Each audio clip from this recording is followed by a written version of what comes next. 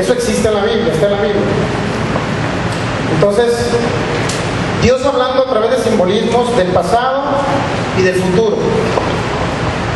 Pero también palabras proféticas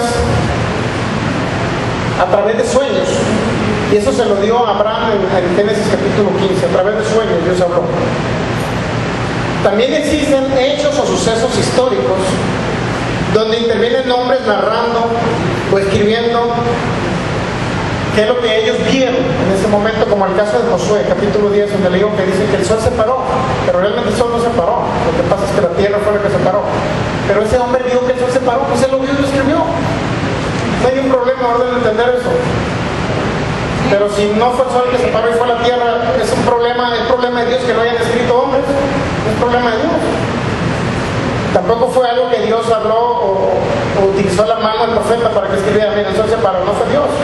Fue un hombre que percibió ese suceso, ese acontecimiento. Fíjense bien. También existe la ley de mandamientos instituida, las de ordenanzas, lo que es la ley de Moisés, morales, ceremoniales, civiles, etc. Pero también vienen simbolismos del Cordero, nuestro Señor Jesucristo, que iba a venir a morir cientos de años después. Viene el simbolismo de Jesús. Por su llaga fuimos sanados, los corderos que sacrificaban en Levítico 16 representaban al Mesías, etc. También vienen simbolismos y profecías acerca del Mesías en el Viejo Testamento. Muchas de las cosas que se escribieron, vamos a 1 Corintios capítulo 10, versículo 11, ya mero vamos terminando, no se me desesperen. 1 Corintios capítulo 10, versículo 11, dice así. Dice, y estas cosas les acontecieron como ejemplo y están escritas para amonestarnos a nosotros, a quienes han alcanzado los fines del siglo. Es decir, muchas de las cosas escritas en el Viejo Testamento, y se refería al pueblo de Israel, fueron escritas solamente como un ejemplo para que usted no lo haga, para que lo entienda. Si Job tenía una sarna maligna, ese ejemplo usted no lo va a tomar. Si Job se enfermó, yo estoy enfermo. No, usted por la ayuda de Jesús es sano. Y a través del poder del Espíritu Santo usted va a sanar y va a recibir el milagro. Bien enfermo. O sea, ese ejemplo no lo va a tomar el de Job, pues, ese ejemplo de sufrimiento, porque hay un evangelio de sufrimiento en esa vida. Por ya a principios de 1900 empezó ese evangelio del sufrimiento, pero no es bíblico. Entonces, fíjese bien. Una de las cosas importantes es entender el Génesis, cómo se estructuró el Génesis, cómo fue revelado el Génesis. El Génesis fue revelado a través de la misma tradición oral. Esto que le explicaba ahorita muy importante. El Génesis fue revelado, más o menos fue escrito más bien por Moisés en 1513, 1512, antes de la era común, dicen los judíos. Es decir, en el lugar de decir antes de Cristo, dice antes de la era común. Entonces, el Génesis fue escrito por Moisés y se le retransmitió a través de las tradiciones orales, es decir, lo que vinieron diciendo desde Adán hasta la fecha. Adán alcanzó a predicarle o hablarle del Génesis, de las primeras 5 capítulos del Génesis, para que me entiendan, no lo demás. Estoy hablando de cuando se creó el universo, Dios creó al hombre, etcétera, de ese tipo de cosas antes de que Adán viniera a la tierra, para que me entiendan, antes de que Adán se encarnara, para que usted capte. Esas partes y la parte que vivió Adán también, toda esa parte se retransmitió otra vez. Adán se lo retransmitió a Lamec, que es el padre de Noé. Lamec, a sus 56 años todavía conoció a Adán, para que me entiendan. Lamec se lo retransmitió a Adán. Adán vivió 9 generaciones después. De tal manera, este hombre llamado Abraham le tocó conocer a Sem, ya no le tocó conocer a Noé, solamente a Sem. En su caso, el que le tocó conocer a Abraham fue un hombre llamado Taré, que es el papá de Abraham. ¿Se dan cuenta cómo lleva la relación? Por último, de Abraham ya se retransmitió hasta que llegó a manos de Moisés, esa tradición oral, ese ejemplo del Génesis. No creo que Moisés se puso lleno del Espíritu Santo de repente, empezó a temblar y Dios le empezó a revelar el Génesis. No, a través de una tradición se reveló.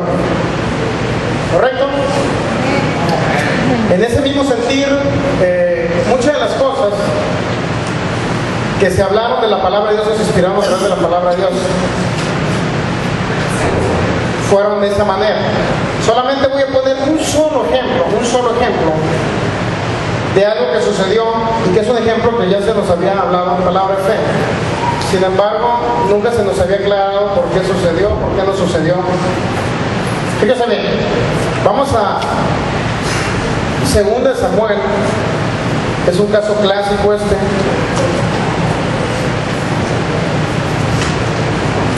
En el internet andan circulando, por ahí como les digo, 101 contradicciones bíblicas, y esta es una de ellas que ellos llaman supuesta contradicción. 2 Samuel, que con eso vamos a terminar, capítulo 24, por ahí creo. Dice el versículo 1, 24:1 de 2 Samuel. Y se volvió a encenderse la ira de Jehová contra Israel e incitó a David contra ellos a que dijese haz un censo de Israel y de Judá. Ya sabemos que aquí dice que Dios incitó a David a hacer un censo, lo cual más adelante David se arrepiente, ¿verdad? Dice, pequé contra ti, Señor, no debía haber hecho un censo. ¿Por qué este hombre hizo, por qué era un pecado hacer un censo? Porque Dios no quería que confiaran en sus propias fuerzas, así como hoy. Es un pecado, vamos a hablar de pecado, pero es un error muy grande que usted confíe en su trabajo. Eso fue un comercial nada más. 2 Samuel 24:1. Volvió a encenderse la ira de Jehová contra Israel e incitó a David contra ellos a que dijese haz un censo de Israel y de Judá. Dice que Dios fue el que incitó a David, ¿sí o no? Ya en Primera de Crónicas, que también es algo que ya se nos había explicado, pero ahorita les voy a decir por qué, cuál es la inconsistencia y por qué. Primera de Crónicas 21, versículo 1. Pero Satanás se levantó contra Israel e incitó a David a que hiciese censo de Israel. ¿Quién dice que se levantó? Satanás se levantó contra Israel e incitó a David a que hiciese un censo de Israel. Bueno, ¿quién fue, hermanos? No que Dios o Satanás. ¿Quién fue el? ¿Por qué sucedió eso? ¿Por qué un autor, el de 2 Samuel, dice que fue Dios el que incitó a David? ¿Y por qué el de Primera de Crónicas dice que fue Satanás el que incitó a David? ¿Cuál es la verdad, hermano? Y en el internet lo van a cuestionar, usted le va a decir, ahí está, la Biblia se contradice. La palabra de Dios se contradice, ¿no? No. Usted le va a decir, no seas ignorante, necesitas escudriñar, ¿verdad? Digo, me refiero a los escépticos, a los ateos que no creen en Dios, a los que son ateos, gracias a Dios, a ellos que están en contra de la palabra. Ellos dicen, hay contradicciones en la palabra. Entonces lo que está escrito ahí no es cierto, porque hay mucha contradicción. ¿Cómo puedo creer en un Dios así que se contradice cada rato? Bueno, solamente le voy a dar esta explicación. La 2 Samuel, aquí ya es un problema de fechas. Es un problema de fechas muy importante. Vamos a leer otra nada más. 2 Samuel.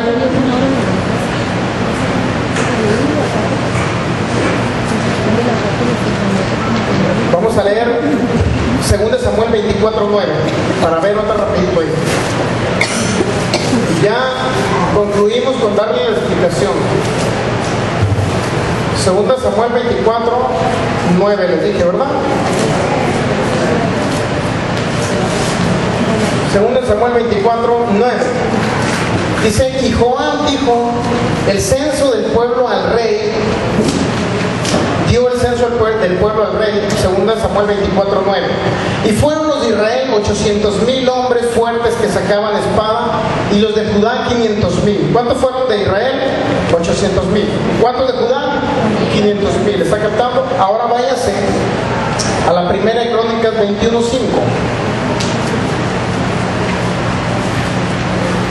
Estamos de acuerdo que eran 800,000, ¿verdad? De Israel. Primera de Crónicas 21:5.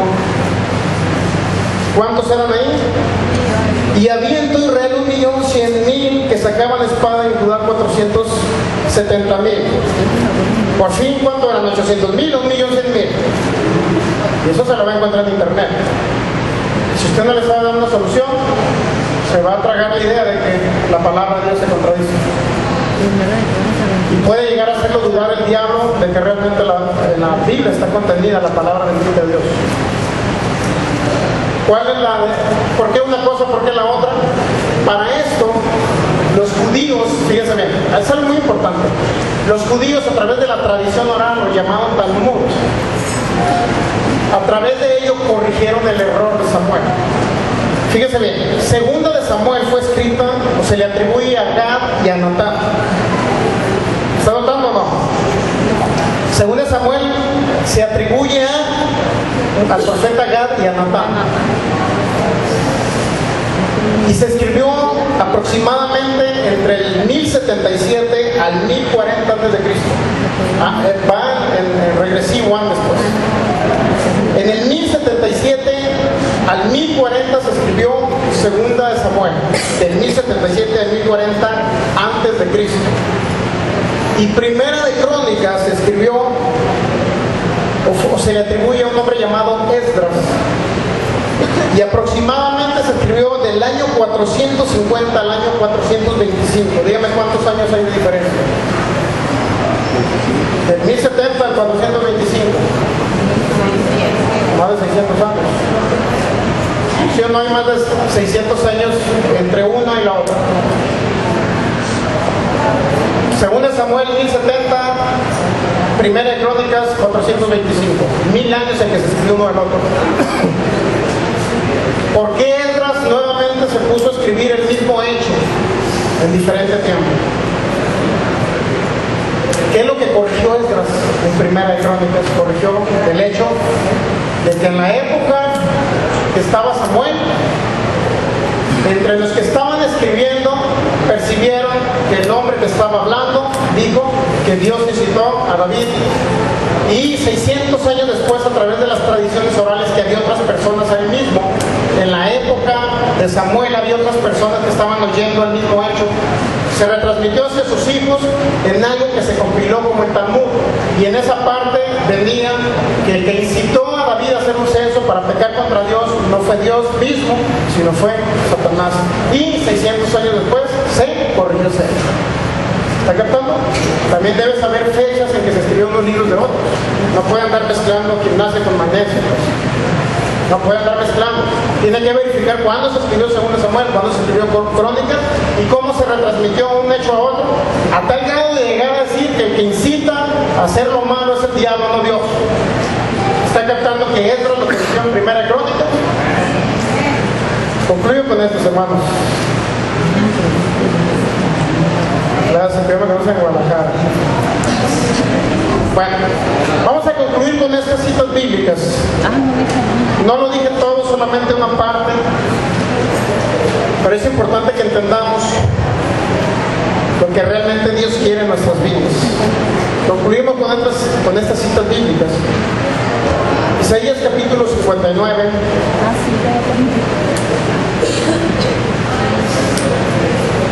Isaías capítulo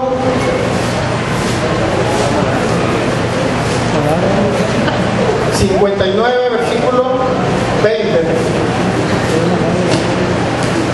Dice así, 20 y 21. ¿Ya lo tienen? Dice, y vendrá el Redentor a Sión, y a los que se volvieren de la iniquidad en Jacob, dice Jehová. ¿De qué está hablando? De la venida del Mesías.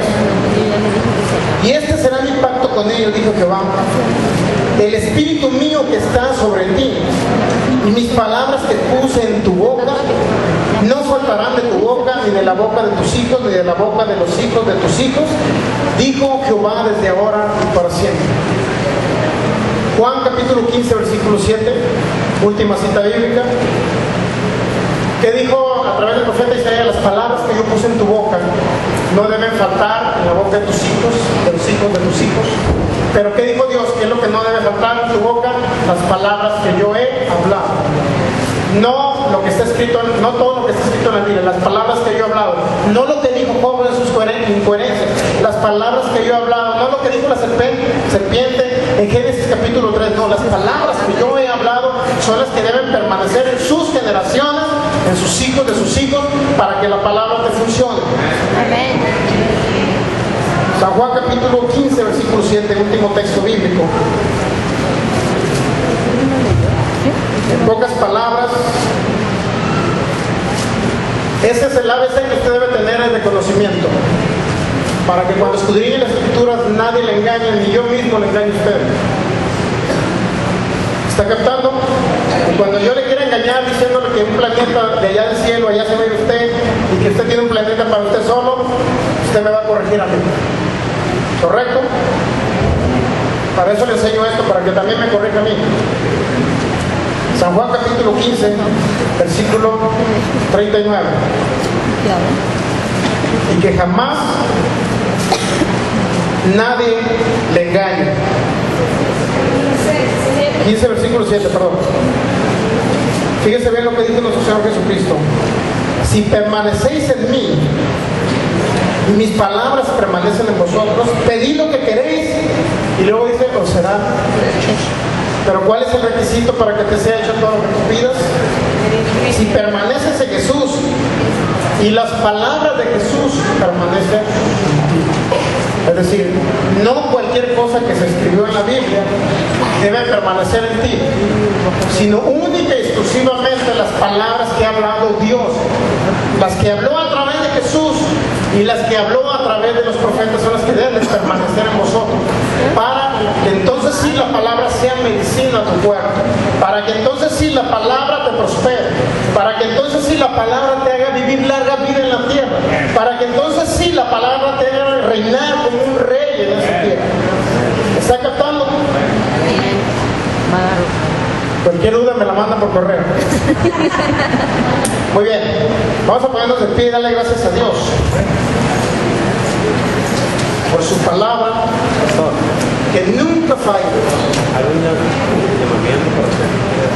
Si hay alguna persona que no conoce a Jesucristo, que no ha declarado, no ha confesado con su boca que Jesús es el Señor de su vida, no lo ha recibido en su corazón, podemos orar por usted, pasa al frente. Y si viene alguien enfermo, también se ve un milagro.